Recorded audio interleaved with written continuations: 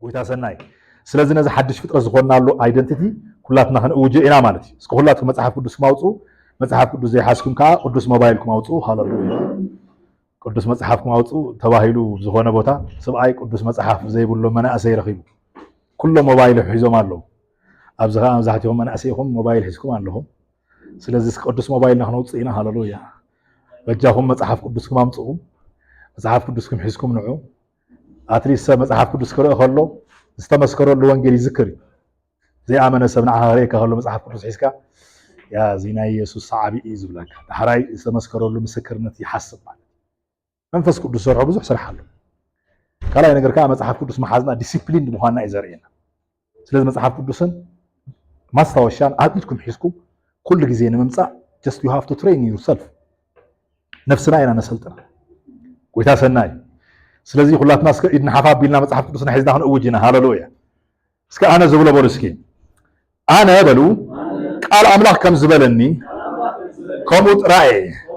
ቃል አምላክ حدش فطرتي خايلني انا حدش فطرتي قال املاح ارغيت سب تسديلو الني انا خومه ارغيت ነገር حالفيو كلها حدش كوينيو قال املاح كم زبلني انا صادقه قال املاح كم زبلني انا قدوسي قال املاح كم زبلني انا هياوي قال املاح كم زبلني انا سعراي قال املاح كم زبلني انا تعويته قال املاح كم زبلني انا نيزرالم هوت علني قال املاح كم زبلني انا اميران ابلهو قال املاح كم زبلني نفس سباي خيدي قال املاح كم زبلني هذا سبايو يسوع سم امين praise god كل جزء ديكلير كنجبرينا قال أملاك كم زبلنا سلام تايهم غيره كل جزء قال أملاك كم زبلني إلكم كتزاربوا كتلما مدلوا وزحات سبات ومنيخا ويكا انتوا إخا تباهي لهم كحتى تخلوا طولوا إلهم ناب قال أملاك هيكون رزقهم نابيهم زخروا طولوا إلهم ناب سجا ويكا طولوا إلهم ناب حسبوا حساب ويكا ناب زلوا سمعتهم يم زخروا مثال تواي منيخا تباهي لسبي على دهومي سيد ربحي حتياتني إيه كمزن كمتني ويكا بروتستانتي زبل مشفن مالتي بزح غزي سبات ريخم الله ويكا مسلمي ويكا اورثودوكسي يبلونا مالتي قلنا يبا حقي مصحف قدس زبلنا هم دينا وي سبات زبلنا اينا نزارب زلنا يلهم مصحف قدس كزارب كله انتاي يلو بطعم زغرمن ነገር ናብ ዮሐንስ መጽኦም ሰባት እንታይ ኢሎም ይብል ንስኻ መኒኻ ንዝለኣኹና መልስኽን ብስሌኻ እንታይ ትብል ኢሎም لو ما أنا خزاربية كبرني سيكون نسخة منيخة نسخة منيخة praise God نسخة منيخة نسخة منيخة سكت آخر زلوا سب بزح يكون أنا هم تاتكن أبدا آخر زلوا سب ويك أبدا آخر زلوا ملا أخ سبت زي هاللي مالتي نسخة منيخة وليسك هاللوي أنا بالكامل لسلوا قال أملاك كم زبلني يبل سبات كم زبلوني يكون سبات ذهبوا من السماء يكون أنا زخون كوا بقال أملاخي ስለዚህ በሉ አነ በሉ እግዚአብሔር ከም ዝበለኒ ከምኡ ጥራይ ክብርን ኢየሱስ ይሁን ወይታ ሰናይ ስለዚህ ብዛዕባ ሓድሽ ፍጥረት ክትመሃሩ ከለኹም አውቶማቲካሊ ላይፍኩም ቶታሊ ዝልወጥ ባይዘው ምክንያቱም ኮንቲኒየስሊ ክንዝክሮ ስለና ትምህርቲ እቲ ሓደ ትምህርቲ መሰረታዊ ትምህርቲ ኒው ክሪኤሽን ምዃንና ምዝንጋዕ ክንዝንጋዕ የብልና ምክንያቱም ህይወትና ክርስትናና ቦሪንግ እንዳኾነ አሰልቻው እንዳኾነ ይኸይዳሉ እንተዳ ኮይኑ ቶሎና ናብ ዝዳሓናሉ ቃል ክንምለስ ክንቀላሉ ويدا زناي سلازي تولينا كالاي قرونطوس معراف 5 زل حساب كنزراربينا مالك كم زبلكم عنتو مطمق يوحنس انتا يلوم حاتيتهم منيرم نسخا منيخا ويكا انتا وايخا نزن ملأخنا ملسخن هبيلوم مسحاتو مطمق يوحنس تزاربا انت بطعامي اغرامي زخونت قال الله نسخا انتا ايا انتا يانسا انا الو مصحف كم زبلني praise god اسك مصحف كم زبلني بلسي هاي بحق يزمركم كريستنا انجوي كتكبرون تدا ادليكم كريستنا خاب كبرنا بكبره تكبرون تدا ادليكم كريستنا خمت قال املاح زبلنا خم كونن كنبرن تدا ادليكم تولو خاب سمعتكم وطيكمنا قال املاح كملوس تقولون ምክንያቱም ነፍስና በስተፈላላይ ሐሳብ ተተሐዝያ ነፍስና በመድራው ነገር ከተተሐዝ ተኸልያ ነፍስና በምድራዊ ነገር ተሓል ጥራይ ዘይኮነ ሰባት ኣብ ዙርያና ዘለው ሰባት ክንርኢ ከለና ዝወደቀ ህይወት ዘለዎም ፌል ዝገበረ ህይወት ዘለዎም ኢቭን ኣመንቲ ንብሎም ኣገልገልቲ ንብሎም ፓስተራት ንብሎም ብጣዕሚ ንምክሐሎም ዝነበሩ ሕዋትና ኣብ ዘይኮነ ነገር ክንርኢ ከለና ተስፋ ዘቁርፀና ወይ ከዓ ልብና ዘድክመና ነገር ከጋጥመና ይኽእል ኣነ ግን ክነግረኩም ክብር ንየስ ይኹን ዘይደክምን ዘይልወጥን ግን ቃል ኣምላኽ ኣለና ፕሬዝ ጋድ ስለዚ ቶሎ ናብ ቃል ኣምላኽ ኢና ክንምለስ ዘለና ናብ ቃል ኣምላኽ ኢና ክንምለስ ዘለና ስለዚ ዮሐንስ እንታይ ኢሉ ከምቲ ቃል ኣምላኽ ከም ዝበሉ ኣብ በረኻ እንታይ ዝብል ዝእውጅ እንታይ ድምፂ ክብር ንየስ ይኹን ድምፂ ኣነ ኢሉ ድምፂ አም the voice of God ብምንታይ ብናይ ኤልያስ መንፈስ ተለኣኸ ኢሉ ሕጂ እንታይ ዝብል ዘሎ እሱ መን ኢኻ ንስኻ ምስ በሎ ቀጥታ ከይድ ናብ ዘካርያስን ናብ ኤልያቤጥን ኣይኮነን ከይድ መን ኢኻ ንስኻ ምስ በሎ ናብ ወለዶ ይኮነ ተዘኪርዎ ምክንያቱ መንነቶም ቃል ኣምላኽ ስለ ዝረኸቦ ንሱ ሎሚ ንሕና እውን መንነትና ቃል ኣምላኽ ኢና ንረኽቦ ዘለና እምበር ናብዚ ስጋ ክንምለስ የብልናን ክብር ንየሱስ ይኹን ምክንያቱም ስጋ ድኹም ስጋ ክነግረኩም ስጋ ለይቲ እኳ ክፅለይ ከኣለ ኢየሱስ ከም ዝበሎ ማለት ስጋ ድኹም መንፈስ ግን እንታይ ኢልዎ ስለዚ ቀጥታ ናብ መንፈስ ኢና ክንከይድ ዘለና ወንጌልና ከዓ ብዛዕባ መንፈሳዊ መንነትና እዩ ዝነግረና መንፈስና ማለት ከዓ ምስ እግዚኣብሔር ኮሙኒኬት ዝገብር ሕብረት ዝገብር ዘይቋርፅ ናይ እግዚኣብሔር ሓሳብ ኩሉ ግዜ ዝቕበል ናይ እግዚኣብሔር ዓይነት ኣእምሮ ዘለዎ መንነትና እዩ መንፈስና እግዚኣብሔር ይመስገን ክነግረኩም ቸርች ዘይተዓድየሉ ሂወታ ዘይልወጠሉ ወይ ከዓ ኣመንቲ ሂወቶም መንፈሳዊ ፍረ ዘየፍርይሉ ምክንያት እንታይ እዩ ተባሂሉ መብዛሕትኡ ፀገሙ እንታይ እዩ ሰባት ኣብ ኣረጊት ኣዳም ፎከስ ዝገብሩ ኣረጊት ኣዳም ንስሓ ክተእትዮ ኣረጊት ኣዳም ዝኾነ መነቃቅሒ ትምህርቲ ክተምህሮ ኣረጊት ኣዳም ፆም ጸሎት ክተእትዎ ኣረጊት ኣዳም እዚ ተንክፍ ክትብሎ ከለካ ኣረጊት ኣዳም ክነግረኩም ንግዚኡ ክጭቆን ይኽእል ንግዚኡ ክተሓዝ ይኽእል ንግዚኡ ሕራይ ክብለካ ይኽእል እምበር ተመሪሱ ናብ መንነቱ እዩ ዝመፅእ ኣረጊት መንነትካ ንምቕያር ዝግበር ሃይማኖታዊ ስርዓት ማለት ከምቲ ጳውሎስ ዝበሎ ንስኻትኩም እኮ ምስ ክርስቶስ ሞይትኩም ኢኹም ከመይ ጌርኩም ዳ ኣይተሓዝ ኣይተንከፍ ዝብል ሕጊ ኣብዚ ዓለም ከም ትነብሩ ትግዝኡ ኣለኹም ኢልዎ ከም ዝሞትኩም ዶ ትፈልጡን ኢኹም ሃሌሉያ ከም ዝሞትኩም ትፈልጡ ዶ ፕሬዝ ጋድ እስከ ኣነ ከም ዝሞትኩ ይፈልጥ የብል እስኪ ኣነ ትብሎ ዘለካ ተኣረጊት ሰብካ ማለት እኮ ዳሕራይ ገንዳ ኮይኑ ምስ ክርስቶስ ከዓ ከም ዝተሳእኹም ከዓ ዝብለና ቃል ለካ ሞይትኩም ይኹም ክልተ ተቃራኒ ዝመስል ቃል ኣይኮነን ሞይትኩም ይኹም እንዳበለካ ኣብዚ ከዓ ተሲኡኹም ክብለካ ከሎ ሞይትኩም ይኹም እንዳይበልካ ኣብዚ ከዓ ተሲኡኹም ካልእ መንነት ኣሎ ማለት እዩ ኦፍ ኮርስ ሞይትካ ኣለካ ክብለካ ከሎ ተኣረጊት ሰብካ ብኣዳም ዝተኻፈልካ ሂወትካ እዩ ሞይቱ ተሲእኻ ኣለካ ክብለካ ከሎ ከዓ ብክርስቶስ ኢየሱስ ዘሎ ሓድሽ መንነትካ እዩ ተሲኡ ጎይታ ሰናይ ስለዚ ቸርች ክትሰብኽ ኣለዋ ብዛዕባ ሓድሽ መንነት ቸርች ክትሰብኽ ኣለዋ ብዛዕባ ሰማያዊ መንነትና ቸርች ክትሰብኽ ኣለዋ ብዛዕባ ክርስቶስ ዘሎ ብክርስቶስ ዝረኸብናዮ ዓብይ ዝኾነ ወርቃማ ዝኾነ ላይ ቸርች ክትርስዖ ዘይብላ ነገር ንስ እዩ ቸርች ንሱ እንተረሲዓ ናብ ኣረጊት መንነታ ተመሪሳ ንኣረጊት ዝመነት ዝኸውን ከዓ ሕጊ እያ ክትሰብኽ ትጅምር ምክንያቱም ሕጊ ንመን ተዋሂቡ ሕጊ ንኣረጊት ሰብ ተዋሂቡ ሕጊ ንፃድቕ ኣይተዋሃበን ሕጊ ንሓድሽ ፍጥረት ኣይተዋሃበን ሕጊ ኣይትቕተል ኣይትሓሱ ኣይትስረቕ ኣይትመነ ዝብል ሕጊ ብሂወት ንዝነብር ኣረጊት ሰብ ተዋሂቡ ንሕና ከዓ እግዚኣብሔር ይመስገን ኣረጊት መንነትና መስቀል ምስ ሰቀሎ ልዕሊ ሕጊ ዝኾነ ናይ ክርስቶስ ሂወት ተዋሂብና ኣሎ ፕሬዝ ጋድ ስለዚ ንዓይ ዝምልከተኒ ብክርስቶስ ዘሎ መንነት ጥራይ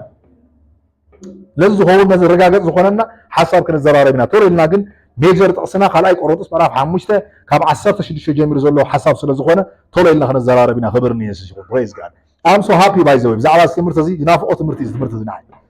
ወይታ ሰናይ ንባዕለይ ኣነ ክሰብኩ ከፅንዖ ከለኹ ንባዕለይ በቃ ኢነርጂ ዝወሰኸሉ ትምህርቲ ፕሬዝ ጋድ ወይታ ሰናይ ካል ኣነ ብዛዕባ እዚ ሕጊ ብዛዕባ ኣረጊት ሰብ ብዛዕባ ባህሪኹም ቀይሩ ዶ ዝተኻኽሉ ከም ዝግበሩ ገለመለ ዘድክመኒ ትምህርቲ እሱ እዩ ባይ ዘ ወይ ኣነ ኣይክእልን ከዓ ዝኾነ ለካ ምሽ ከምዚ ክትገብሩ ኣለኩም ከምዚ ከይትገብሩ የብልኩም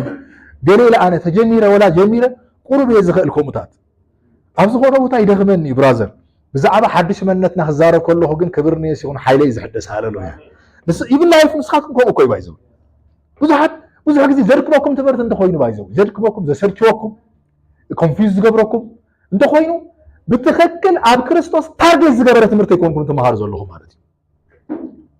ምናልባት ትመሃርዎ ዘለኹም ትምህርቲ ግብርኹም ንተስተኻኸሉ ወይ ከዓ ደጋዊ ነገርኩም ንክትቀይሩ ክኸውን ይኽእል ዳ ከብል ይኽእል እኮ እዩ ክነግረኩም የዳሕራይ ግዜ ስለ ዘለና ሮሜ 7 ማለት እዩ ኩሉ ግዜ ግበር ኣይትግበር ዝብል ትምህርቲ ክትመሃሩ ከለኹም ክትገብርዎ ደስ ይብለኩም እንዲ ውሽጢ ሰውነትኩም ባህ ይብለኩም እኮ እዩ መንነትኩም ስለ ዝኾነ ግበር ማለት ትመነትካ ኦሬዲ ጽቡቕ ነገር ምግባር መነሱ ስለዝኾነ ባሂብለካ እንዲ ግን ከዓ ሕጊ ክኸውን ከሎ ግን ብውሽጢ ሰውነትካ ባሂብለካ እምበር ብደጋዊ መንነትካ ግን ክትገልጾ ይትኽእል ስለዘለካ ማለት ካብ ሕጊ ወፃኢ ዝኾነ ብዛዕባ ክርስቶስ ኢኻ ሰማ ዘለካ ወይታ ሰናይ ስለዚ ብዛዕባ ክርስቶስ ክንዘራረብ ኢና ማለት ብክርስቶስ ብዛዕባ ዝኾናየ መንነትና ብክርስቶስ ብዛዕባ ዝኾነ ተፈጥሮና ማለት እሱ ይክሉጠና ዝኽእል ንኺድ ካልኣይ ቆሮንጦስ ምዕራፍ 5 ካልኣይ ቆሮንጦስ ምዕራፍ 5 እንታይ ብለና መጽሐፍ ቅዱስና እንታይ እዩ ዝብል ይዛረብ መጽሐፍ ሃሌሉያ ይዛረብ ቃል ኣምላኽ ይዛረብ ንሕና ኸ ክንሰምዕ ኢና ክብር ንኢየሱስ ይኹን ኢየሱስ ዝሰርሐልና ስራሕ ዝገበረልና ወይ ከዓ ዝፈጸመልና ነገር ዝተፈለየ ነገር ኣሎ ዓቢ ነገር ይተሰሪሕልና ዘሎ ፍሉይ ነገር ይተሰሪሕልና ዘሎ እንታይ ይብል ኣነ ብዙሕ ግዜ ናይ ኣማነ ፀገም ዘይምፍላጡ እምበር ናይ ኣማነ ፀገም ሰይጣን ኣይኮነን ፀገም ትፈልጡ ዲኹም ናይ ኣማነ ፀገም ብክርስቶስ ዘለዎ መነት ዘይምፍላጡ ጥራይ ምክንያቱም ንኣማኒ ነገር ኩሉ ብክርስቶስ ሶሉሽን ኮይኑ መፂሉ እዩ ናትና ፀገምና ዘይምፍላጥና ጥራይ ሃሌሉያ ትክክለኛ ቃል ተጠይመ ናይ ኣማኒ ፀገም እንታይ ጥራይ ዘይምፍላጡ ጥራይ ፀገም ምርክና ካል ነገር ይብልና ካል ነገር የለ ሰይጣን ገለመለ ክንብላ ይኽእል ባይ ሰይጣን ምንም ዓቅም ይብሉ ይረፍወስ ሰይጣን ኣብ ዘይኣመኑ ሰባት ዋጋ ዝኸፍሎም ዘሎ እምበር ሰይጣን ፐርሰናል ንዓይ ወይ ንዓኻ ዝኸንድሌቱ ናይ ምግባር ዓቅሚ ምንም ዓይነት ስልጣን የብሉ ኦፍ ኮርስ ንሱ ዝግለፀሉ ሓደ መንገድታት ፈቂድካ እንተኸይድካ ኢኻ ዋጋ ትከፍል ትኽእል ንሱ ሰይጣን ዝሰርሐሉ ባይታ ወይ ከዓ ዝግለፀሉ መንገድታት ፈቂድካ ነፍስኻ እንተይካ ዋጋ ትከፍል ኢኻ ብስጋኻ ግን ፖዚሽንካ ሓሊኻ ብክርስቶስ ብዘለካ መንነት እንዳነበርካ ብፅድቂ እንዳነበርካ ክትነብር እንዳፈቀድካ ግን ኣብ ህይወትካ ዝደለኻየ ነገር ዘይገለፃሎ እንተኮይኑ ዘይምፍላጥካ ይፀገምካ እምበር ካልእ ኣይኮነን ስለዚ ክንፈልጥ ጥራይ ዘለና ካብ ፍልጠት እንታይ እያ እስከ ንዘራ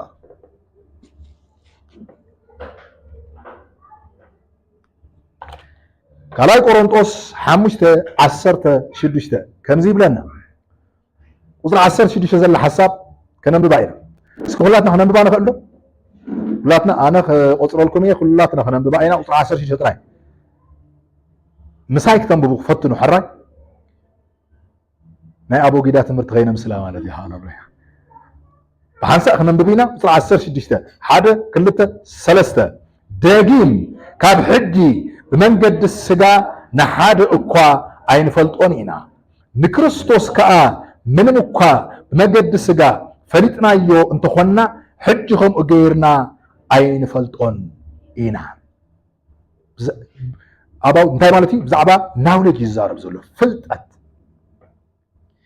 ደጊም ካብ ሕጂ ብመንገዲ ስጋ ንሓደ እኳ እንታይ ንገብሮ ኢና ሓደ እኳ ዝብሎ ዘሎ ኢንክሉድ ዩ ንባዕልኻ እውን ብመንገዲ ስጋ እንታይ ትገብሮ የብልካን እስኪ ክፈልጦ የብለ ይበል እስኪ ብመንገዲ ስጋ ከም ዝበልኩም እንታይ ማለት ስጋ እንታይ ስጋ ድኹም ናይ ግብሪ ስጋ ዝበሃል ብሻል ናይ ስጋ ግብሪ ከዓ ዝተጋሃደ እዩ ምሽሎ መጽሓፍ ቅዱስ እንታይ እዩ ንሱ ኣብ ገላትያ ምዕራፍ 5:19 ዘሎ ማለት እዚ ኩሉ ነገራት ቀደም ዝነበረካ መንነት እዩ ቀደም ዝነበርካ መንነትካ እዩ ሎሚ ግን ብክርስቶስ ምስኮንካ ግን ብመንገዲ ስጋ ንማንም ክትፈልጥ የብልካ ነፍስኻ ክትፈልጥ የብልካ ስለምንታይ ተተባሂሉ ካልእ ነገር ተፈጢሩ ኣሎ ካልእ ሰብ ተፈጢሩ ኣሎ ውሽጥኻ ካልእ ፍጥረት ኮይንካ ኣለኻ ንስኻ ኦሬዲ ቁጥሪ 17 ክነግረና ከሎ እንታይ ይብለና ስለዚ ይብለና ስለናይ ስለት ላዕሊ ዘሎ ብስጋ ኣይንፈልጦን ማንንም ብስጋ ኣይንፈልጥን ብዛዕባ ዝብሎ ዘሎ ሓደ ሰብ ድሕሪ እንታይ ይብለና ስለዚ ሓደ እኳ ብክርስቶስ እንተሃልዩ ስለዚ ሓደ እኳ ብመን እንተሃልዩ ብክርስቶስ እንተሃልዩ ዝብል ቃል ብቀዳማይ ተርጉመልኩም ኢና ምሽ ብክርስቶስ እንተ ኣሚኑ ማለት ብክርስቶስ እንተ ድሕሪኑ ማለት ሓደ ሰብ ብክርስቶስ እንተሃልዩ ማለት ብክርስቶስ እንተ ድሕሪኑ ማለት ብክርስቶስ ዝደሃለ ሰብ ብክርስቶስ እዩ ዘሎ እምበር ብኣዳም ኣይኮነን ዘሎ ሃሌሉያ በአዳም አይኮን ካን ዘለኻ ብስጋ አይኮን ካን ዘለኻ ብሰብነት አይኮን ካን ዘለኻ ብምድራዊ መንነት አይኮን ካን ዘለኻ ክርስቶስ ብዛኣመን ካላ መዓልቲ you are in Christ ክብር ለኢየሱስ ይሁን say I am in Christ በሉስኪ እስኪ ኣነ in Christ ይበሉስኪ እንደዚህ ምን ያጠቀመሉ ዘለሁ exactly in Christ you are in Christ ሲምኩም ኣብ ውሽጥ ሞባይል ዘሎ ወይ ከዓ ደሓን ብስጋ ክነግራኩም ኩላሊትኩም ኣበይ ዘሎ ኣብ ውሽጢ ስጋ ዘሎ ኩላሊት ካብ ስጋ ወፅየ ክወድቕ ክኸውን ኢሉ ይፈርሕ ዶ ኩላሊት ክወፅእ ዶ ክኸውን ካብዚ ቦታ ተቐሪበ ክወፅእ ዶ ክወድቕ ክኸውን ኢሉ ክፈርሕ ኣይክእልን because of ከይወድቕ ተገይሩ ተሰሪሑ ዘሎ ስለዚ ኣብ ውሽጢ ክብል ከሎ ሚኒንግ ክህልወና ኣሎ ክራይስት ዝበሃል ኣሎ ኣነ ምሳሌ ክራይስት እንተኮይነ ኣብ ውሽጢ ኢኻ ዘለካ እንተ ኢለካ እንተ ከማለት ኮይ ክራይስት ዝበሃል ኣሎ you are in Christ ክብር ንኢየሱስ ይኹን ስለዚ ዘሴ ክራይስት ኣብ ክርስቶስ ኣለና ማለት እንታይ ማለት እዩ ክርስቶስ ኣብ ዘለዎ ንስኻ ኣለኻ ማለት ክርስቶስ ሕጂ እዩ ዘሎ ክርስቶስ ሕጂ ከመይ ዓይነት ህይወት እዩ ዘሎ ክርስቶስ በስጋ እዩ ዘሎ ኣይኮነን በስጋና ንፈልጦ ኣይኮነን ኣብዚ ምድራዊ ዝነበረ ድኹም ዝልቅስ ዝነበረ ዝጠም ዝነበረ ድዩ ኣይኮነን ወዲ ማርያም ተባሂሉ ወዲ ዮሴፍ ተባሂሉ ኣብዚ ምድሪ ዝነበረ ናብራ ኣብ ገሊላ ዝነበረ ዝኾነ ሓደ ገሊላዊ ዝኾነ ሰብ ድዩ ኣይኮነን በስጋ ሆሞ ኣይንፈልጦ ክርስቶስ ክርስቶስ ሎሚ ዝኸበረ እዩ ሃሌሉያ ክርስቶስ ሎሚ ኩሉ ኣብ እግሩ ተገዚኡ ሎ ፕሬዝ ጋድ ክርስቶስ ሎሚ ኩሉ ነገር ኣብ ትሕቲ እግሩ ኣግዚኡ ሎ ፕሬዝ ዘ ሎርድ men Christ ስለዚ you are in Christ you are in Christ ኩሉ ተገዚኡልካ እዩ ዘሎ ኣረ ኣነ ብዙሕ ኣይረድአን ከመይ ገይሩ ኣብ እግሪ ተኮይነ እግሩ ተኮይኑ ናይ ክርስቶስ ወላ እግሩ እንተኮንካ ትሕቲ እግሩ እዩ ዝብል ዘሎ ፀላእቱ ትሕቲ እግሩ እንተኮይኑ ትሕቲ ኢኻ እዮም ዘለዎ ማለት ትሕቲ ኢኻ እዮም ዘለዎ ብራዘር ኢብን እግሪ ኣነ ፃብዕቲ እንተበልካ ወላ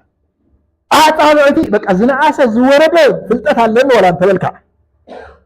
ኣብ ታሕቲ ዘለዎ ወላ እንተበልካ ኣብ ትሕቲ ኢኻ እዮም ዘለዎ ፀላእትካ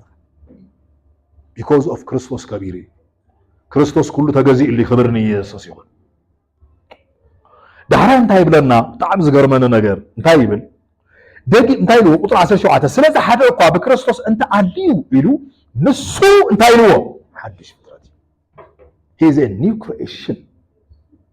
new creation مالت انتهي مالتي اب 6 معلت فطرت زي نبره تراي زي يفلط ወይ ከ ኣብ ቀደማይ ከም ዝበልኩም እንታይ ይባሃል ኒው ክሪኤሽን ዝብሎ ዘሎ ኒው ብራንድ ኢልዎ ኒው ብራንድ ማለት ሓድሽ ምርት ማለት እዩ ኣለኹም ሳይ ሓድሽ ምርት ኢኻ ስኻ ሃሌሉያ ኣብ መላእክቲ ዓለም ዘይነበርካ ፕሬዝ ጋድ ኣብ ኪሩብ ዓለም ዘይነበርካ ኣብ ኤደን ገነት ዘይነበርካ ንቐፃሊ እውን ዝመፁ ተባሂሉ መላእክቱ እውን ዘይትነብር ክብር ንኢየሱስ ይኹን ሓድሽ ምርት ኢና ንሕና እዚ ሓድሽ ምርት ግን ክንሪኦ ከለና ስሒብናዮ ክንከይድ ከለና መን እዩ ነይሩ መጀመርያ እንተልኩምኒ እቲ ናይ መጀመርያ ናይ እግዚአብሔር ምርት ኮይኑ ከም በሁር ኮይኑ ዝተገለጸ ክርስቶስ እዩ ምክንያቱም ኣብዚ ነገርና ዘሎ ማንም ብክርስቶስ ሓደ እኳ ደጊም እንታይ ኢልዎ ስለዚ ሓደ እኳ ብክርስቶስ እንተሃልዩ ንሱ እንታይ ኢልዎ ሓድሽ ፍጥረት ብምንታይ ብክርስቶስ እስከ ዛዕባ ክርስቶስ ዝረኸብናዮ መንነትና ተሎተሎ ኢልና ንዘራረብ መዓዝ ተጀሚሩ ናይ ክርስቶስ ህይወት ክርስቶስ ከአበይ ነይሩ ዝብል ሕቶ እንተዳሃሊና ኸ ተወልና ክንመጽእ ከለና ናብ ዘፍጥረት ኣይንኸይድን ናብ ኤደን ገነት ኣይኮና ንኸይድ ናይ ክርስቶስ መንነት ወይ ከዓ ክርስቶስ አበይ ነይሩ ተልኩምኒ ቅድመ ፍጣር ዓለም ወይ ከዓ ቅድመ ምስራት ዓለም ነይሩ ክርስቶስ praise god ስለዚህ ለማ አንተ ከነዘራረቡ ዝደሊ አስሚራ ክረግረኩም ዝደሊ ሓድሽ ፍጥረት ማለት ቅድመ ምስራት ዓለም ዝነበረ ዘርኢ ማለት እዩ ማለት ንስኻቱን ቅድመ ምስራት ዓለም ነይርኩም ማለት ኣይኮነን እቲ ዘርኢ ኻድም ቅድመ ምስራት ዓለም ይነይሩ ዛት ስዋይ ቅድመ ምስራት ዓለም ስለ ዝነበረ ክመጽእ ከሎ ኣብ ዝምድር እውን እንታይ ኢሉ ክዛረብ ከሎ ኣነ ቅድመ ምስራት ዓለም ብዝነበረኒ ክብረ ኣኽብረኒ ምስ በለት ኢየሱስ ናይ ቅድመ ምስራት ዓለም ዝነበረ አይደንቲቲ ንዓይ ጥራይ ኣይኮነን ኢሉ ነቶም ዝሃብካኒ ነዚኦም እውን ኢሉ ታትገብሮም ቅድመ ምስራት ዓለም ናብ ዝነበረ ክብረ ክተእትዎ ፕሬዝ ጋድ ሃሌሉያ ቅድመ ምስራት ዓለም ናብ ዝነበረ ናይ እግዚአብሔር ክብሪ ኢኻ ኣቲኻ ዘለኻ ነዚ መረጋገጽ ዝኸውን ዝኽእል ዮሐንስ ወንጌል ምዕራፍ 17 ኩላትና ንኸይድ እሞ ክርስቶስ ናይ ክርስቶስ መንነት ብትኽክል ተቐቢልና እንተደኣ ኮይና ክርስቶስ ካበይ እዩ ነዚ ኣበይ እዩ ነይሩ ምክንያቱም ንሕና ናይ ኣዳም ዘርኢ ሓዝና ንሕና ናይ መላእክቲ ዘርኢ ኮናን ሓዝና ዘለና ንሕና ሒዝናዮ ዘለና ናይ ክርስቶስ ዘርኢ እዩ ናይ ክርስቶስ ዘርኢ እንተኮይኑ ክርስቶስ ኣበይ እዩ ነይሩ ካበይ እዩ መፅእ እንተይልና መፅሓፍ ክዛረብ ከሎ ክርስቶስ ካብ ማርያም ከም ዘይጀመረ ይነግረና ክርስቶስ ወዲ ዮሴፍ ኣይኮነን ካብ ዮሴፍ ዝመፀ ዘርኢ ኮነ ተቆፂሩሉ ክርስቶስ ካብ ማርያም ወላ እንተተወለደ ካብ ማርያም ተወፀ ካብ ማርያም ዝጀመረ መንነት ኣይነበረን ንሱ ቅድመ ምስራት ዓለም ዝነበረ እዩ ቅድመ ምስራት ዓለም ዝነበረ ክበሃል ከሎ ውሉድ ኣምላኽ ኮይኑ ቅድመ ምስራት ዓለም እዩ ዝነብር ነይሩ ብዙሓት ሰባት ኢየሱስ ወዲ ኣምላኽ ዝኾነሉ ካብ ማርያም ክውለድ ከሎ እዩ ዝመስሎም ብራዘር ካብ ማርያም ክውለድ ከሎ ይኮነን ወዲ ኣምላኽ ኮይኑ ወልድ ቅድመ ምስራት ዓለም እውን እዩ ነይሩ ካብ ብርሃን ዝተረኸበ ብርሃን ካብ ኣምላኽ ዝተረኸበ ኣምላኽ እዩ ካብ ኣቦ ዝተረኸበ ወልድ እዩ ክርስቶስ معاذ قدم كبحال كلكم براتي بناتكم قنقان نبر قدم نلو زلنا نحنا قطيرنا قال مليلنا مدر بنا እግዚአብሔር ዓለም ግን ካብ መጀመሪያ ምውዳት አንስዩ አልፋና ኦሜጋ አነ የሚሽል ኢየሱስ ክብር ነው ኢየሱስ ይሁን። ስለዚህ ናፍትና የመጀመሪያ ዘነበረ ቦታ ሁላትና ከንሳፈሪና ሐጂ በቃል አምላክ ተሳፊርና ከይና ፍሬዝ ጋር ናቢና መጀመሪያ ቀድሞ መስራት መልአክ የለ ገብርኤል የለ ሚካኤል የለ ኪሩቤል የለ ሳጥናኤል የለ ማንም አልነበረም። ማንም በዘይ ነበር ሁሉ ጊዜ አቦ ወልድን መንፈስ ቅዱስን ጥራይ አብዝነው ብሩሉ ዝነበረ ጊዜ አቦ ወልድ መንፈስ ቅዱስ አቦ ወልድ ወሊዱ በወዱ ዝሕጎሰሎ ዝነበረ ዘመን አቦ ኢየሱስ ይሕጎስ ነው። ኢየሱስ ማለት ኢየሱስ ቅድም ኮይኑ ምምፁ እንታይ ነይሩስ ወልድ ነው። በመጀመሪያ ቃል ነበረ ምሽልና ቃል እግዚአብሔር ነበረ ቃል ከአ እግዚአብሔር ነበረ ይብለና ቃል ኮይኑ ብዝነበረሉ ጊዜ ናይ እግዚአብሔር መሳርሒ ኮይኑ ብዝነበረ ፐርሰን ይባይዘው ቃል ከበሃል ኮሎ ፐርሰን ስምዒ ዘሎ ነፍሲ ዘሎ ክብርኒ ይኹን ፍልጠት ዘሎ ማንነት ዘሎ ግን ምስ አምላኽ ማዕረ ዝኾነ ምስ አምላኽ ማዕረ ዝኾነ አምላኽ ምስ አቦ ማዕረ ዝኾነ ወልድ ግን ከአቦ ዘይኮነ ኦኬ ወልድ ይምበር አቦ ይኮነ ክብርኒ ኢየሱስ ይኹን። ብዙሓት ኮንፊውዝ ዝገብሮም ትምህርቲ ባይዘው እዚ ብዛዕባ ትሪኒቲ ክንዘራረብ ከለና ትምህርቲ ስለዘይ ይኮነ እምበር ክንዘራረብ ኢና ካልእ ግዜ ባዕሉ ዝኽኣለ ትምህርቲ ስለ ዘሎ አቦ ማለት ግን ባዕሉ ዝኽኣለ ፐርሰን ወልድ ከዓ ባዕሉ ዝኽኣለ ፐርሰን መንፈስ ቅዱስ ከዓ ካብ ክልቲኦም ዝተገልጽ ዝሰረፀ ባዕሉ ዝኽኣለ ፐርሰን ምክንያቱ ናይ አቦ መንፈስ ዝብል ኣሎ ናይ ኢየሱስ መንፈስ ዝብል ስለ ዘሎ ሶ መንፈስ ቅዱስ ኣብ ክልቲኦም ዝነብር ግን ከዓ ናይ ባዕሉ ዝኽኣለ እንታይ ዝኾነ መንነት ዘለዎ እዩ። ዋና ነጥቢ ግን ብዛዕባ ወልዲ ክዛረብ ደልየ ወልድ ናይ ውልድነት ህይወት ዝነበረ በይኑ ዝነበረ ኣብ ቅድሚ ምስራት ዓለም ዝነበረ ክብሩ ሓልዩ ዝነበረ መንነት እዩ። ዳሕራይ ግን ንዓይና ኣኻን ከድሕን ግን ክብሩ ገዲፍ መፅኡ ሃሌሉያ ከም ባርያ ኮይኑ መፅኡ ዝተዋረደ ኮይኑ መፅኡ ከም ህፃን ኮይኑ ዝበግ ኮይኑ መፅኡ ሰማይን ምድርን ዝፈጠረ እግዚአብሔር ወልድ ሰማይን ምድርን ዝፈጠረ እግዚአብሔር ወልድ ምክንያቱ መጽሐፍ ዕብራውያን ምዕራፍ 1 ጥሪ ሓደ ክዛረብ ቁጥር 2 ሓደ ክዛረብ ከሎ እግዚአብሔር በብዙ መንገድን ጎደናታትን ነቦታትና ተዛረበ መስበለ ኣብዚ መወዳእታት ዘመን ግን ብመን ተዛረበና ዓለማት ብዝፈጠረ ኩሉ ወራሲ ብዝገበሮ ብወልዱ ግብር ከዓ እንታይ ገበረና ኢሉ ተዛረበና። ስለዚ ወራሲ ኩሉ ዝኾነ ወዲ እዩ። ናብዚ ኸበረ እዚ ኣቲና ዘለና ብራዘርስ ዳስ ዋይ ሃይማኖት ኣይኮነን ክርስትና እስከተለልና ምራይ መጽሐፍና ዮሐንስ 17 እንታይ ይብለና ዮሐንስ 17 ካብ ሓደ ጀሚሩ ዘሎ ሓሳብ ከም ብልኩ ብጣዕሚ ዝገርመን ባይዘው ወይ እዚ ናይ ዮሐንስ ወንጌል 17 ከተንብቡ ከለኹም ቀዳማይ ነገር ክረዳእና ዘሎ ናይ ሊቀ ካህና ጸሎት ይበሃል። ሊቀ ካህና ናብ ኣቦና ዘእተወልና እንታይ መስዋዕት ናይ ጸሎት መስዋዕት ማለት እዩ። ኣቦ ከዓ ተቐቢሉ ወይ ጸሎት እዚ ኢየሱስን ዓይንና ዓኻን ወኪል ይጸልይና ፕሬዝ ጋድ ታሶ ሕጂ ንሕና ክንጽሊ ከለና ዝተመለሰ ጸሎት ኢና ንጽሊ ኣለኹም ዶ እንታይ ዓይነት ጸሎት ኢና ንጽሊ ጸሎት ኣቐዲሙ ጸልዩልና ኢመን ኢየሱስ ናትና ኩላትና ጸሎት ኣኪቡ ኢየሱስ ሊቀ ካህን ኮይኑ ጸልይልና ኣቦ ከዓ ተቐቢሉ ወይ ድሕሪ እንታይ ኢሉ በሉ ደጊም ኢሉ ብስመይ ዝደለኹምዎ ነገር ሕተቱ ክኾነልኩም ምክንያቱም እግዚአብሔር ተቐቢሉሎ ኢሉ ዳሶ ጸሎት ክትጸልዩ ከለኹም ንእግዚአብሔር ክትእምንዎ ይጸልዩ ሕራይ ብጃኻ ረኣይን ብጃኻ ገጽካና ባይመልስ ገለመን ተባሂሉ ኣይጽለንም ሕድስ ኪዳን ተመሊስ እዩ ጸሎትካ ኣብ ዝተመለሰ ጸሎት ኮይንካ ግን ዘድልየካ ዘበለ ሁሉ ትጸሊ ፕሬዝ ጋድ ዘድልየካ ዘበለ ሁሉ ትቕበል ማለት ፕሬዝ ጋድ ክብር ንኢየሱስ ይኹን። እዚ ንባዕሉ እኮ ዝገርም ኮይኑስ ነጊስ ይርዲ ይስማዕኩም ኣሎ ዶ ወይስ ንዓይ ጥራይ ይስማዕ ኣብዚ ከባቢ ዘሎ መንፈስ ቅዱስ ወይስ ይስማዕኩም ኣሎ ዶ ዝኾነ ነገር ክብር ትወዲ ዝተመለሰ ጸሎት መንፈስ ቅዱስ ዓይንና ክፈት ብስም ኢየሱስ ዓይንና ይብራ ኢየሱስ ነኝ ሃሌሉያ። ዝተመለሰ ጸሎት ይዘለና ዘጨናነቕ ጸሎት ይብልና ጸሎት ዛስዋይ ቦሪንግ ዘይኮነ ሰባት እንታይ ኣኻ ዘይጽልት ይልካ ኣይ ብዙሕ ይደኽመኒ ይብለካ ንምንታይ ደኺመካ መሲልካ ንእግዚአብሔር ክተእምኖ ስለተሓስብ ይዘድክመካ ይምልሰለይ ዳ ይምልሰለይ ስለተሓስብ ይዘድክመካ ኣብ ዝተመለሰ ነገር ኮይንካ እንተሕርዳእ ትዛረብ ኣለኻ ዘለይካ ነገር ሪሲቭ ትገብር ከምኻ ምስ ቦኻ ሕብረት ትገብር ቴንኪዩ ዳባ ዳዲ ኢልካ ክትጽሊ እንተኾንካ እንታይ ኮነ ገይሩ ክድክመካ ክእል ብራዘር ክብር ንኢየሱስ ይኹን። أدكامي يكون ጸሎት ናይ ጸጋ ጸሎት never ይሄ boring አይኮንም ናይ ሓድሽ ኪዳን ጸሎት ናይ ሓድሽ ፍጥረት ጸሎት ካ ሓድሽ ኪዳን ጸሎት ዝብል ተማሂርና ነይርና ካልእ ግዜ ከዓ ናይ ሓድሽ ፍጥረት ጸሎት ክንማሃር ኢና ሓድሽ ፍጥረት ይጽልይ ባይዘው ይጽልይ በትግርኛውን ይጽልዩ በቃ መንፈስ ካም ጸልካም በትግርኛ ጌርካውን ተዛረብካ ይሰምዑ እግዚአብሔር ትግርኛ ይሰምዑ እግዚአብሔር አቦ ሃሌሉያ ሓደ እንግሊዝኛ ጥራይ ሰምዑ ዝመስል ግዜ ወይ ዕብራይስጥኛ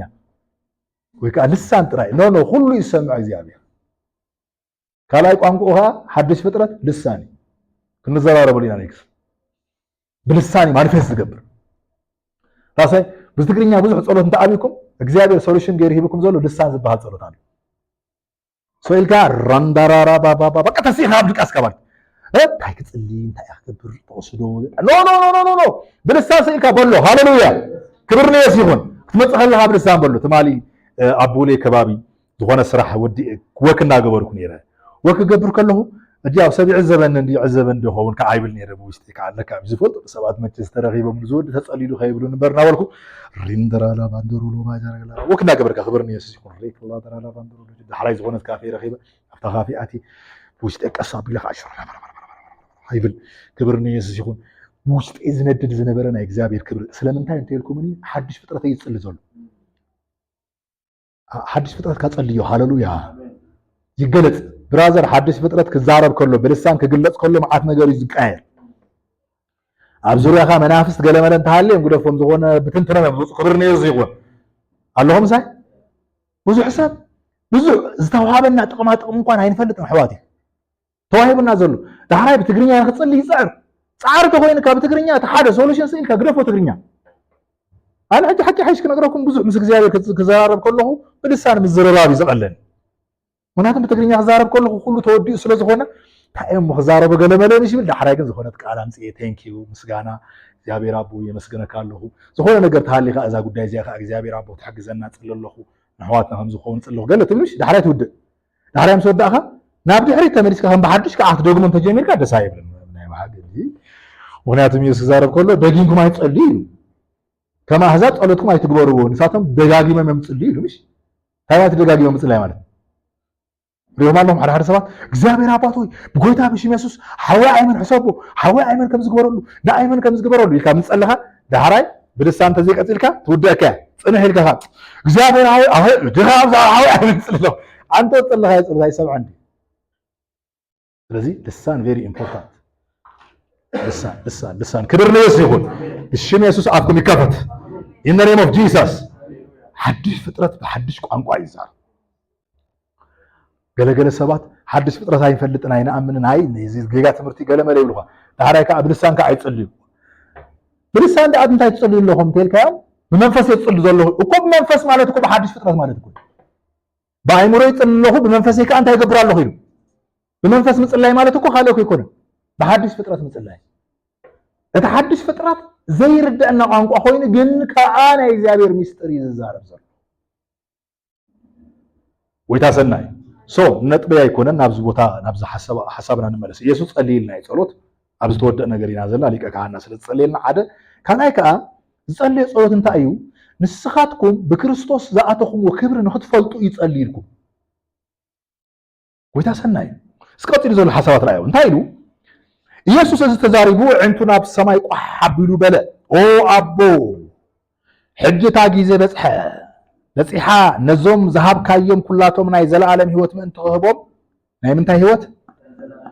ናይ ዘላለም ህይወት ምን ተኸቦም ኢሉ እንታይ ኣኸ ትግብር ናይ ዘላለም ህይወት ንኽትረክብ እንታይ ኣታ ቅድመ ኾነታት እንተተባሂሉ ንወድኻ ኣብ ልዕሊ ስጋ ዘበለ ምልኪ ሂብካዮ ኢኻ እሞ ንሱ ምእንቲ ከኽበረካስ ንወድኻ ኣኽብሮ ወይታ ይባረኽ እግዚአብሔር አቦ ንወዶ ኸቢሉ ሃሌሉያ ዳሕራይካ ኣባና ክኸብር ማለት እዩ ቁጥሪ 3 እንታይ ኢሉ አምላክ ሐቅ ንስኻ በይንኻ ምዃንካ ነቲ ዝለኣኽካዮ ኢየሱስ ክርስቶስ ክፈልጡ አምላክ ሐቂ ንስኻ በይንኻ ምዃንካን ነቲ ዝለኣኽካዮ መን ክፈልጡ ሓደ እኳ ብኢየሱስ ብስጋ ኣይንፈልጦን ኢሉ ምሽ ሓደ እኳ ዋላ ሓደ ዝኾነ ይኹን ሰብ ማለት እኮ